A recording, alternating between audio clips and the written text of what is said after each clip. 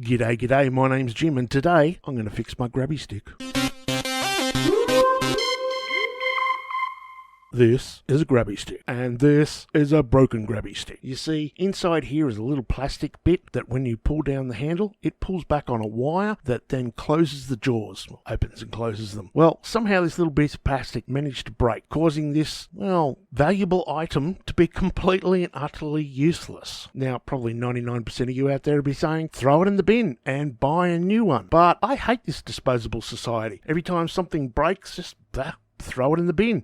Well, I try and do my tiny bit for the environment by making things last as long as I can and not wasting natural resources by just buying something and then throwing it into the landfill where it's going to stay there for the next 3,500 million trillion fucking years. Now, if you had a 3D printer, you should be able to make up something like this. However, I don't have a 3D printer, and considering I'm a carpenter and a machinist and a fabricator and all-round hell sexy Aussie bloke, well, I'm going to see if I can... I fucking can't keep a straight face. Take two. I'm going to see if I can rip one up on the lathe. So I have some aluminium round stock here I scored out of a bin. And first thing I'm going to do is chuck it up in the lathe. And yes, mate, this thing is wonky as an old donkey after it ate that giant tomato plant that was grown down behind the cow bales.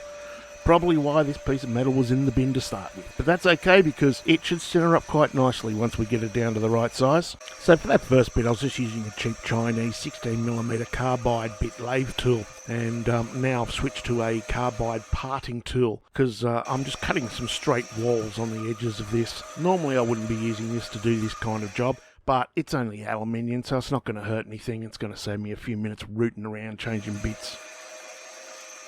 I get asked from time to time what kind of lathe tools do I use, and I reckon 90% of what I have is just cheap Chinese stuff. For what I do in my own little workshop here, that's perfectly fine. There's no point in going out and spending crap loads of money on really expensive carbide bits. Yeah, I really need to buy a new chuck. This thing is as bent as... Or, I tell you what, I should actually pull the bastard to bits and put it back together again and see if that makes any difference.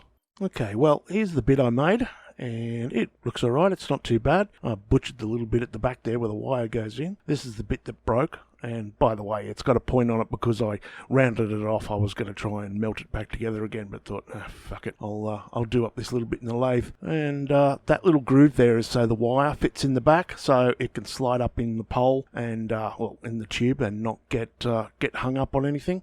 We just chuck the handle back on it here, and with a bit of grace, and put the lever back in, get that into place, and we'll just secure it with a pin right at the fulcrum and bash it in with my knife that I made.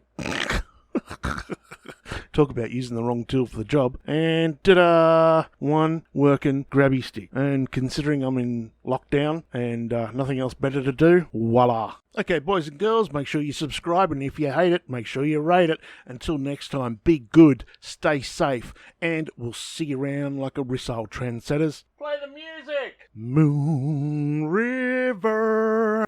Techno.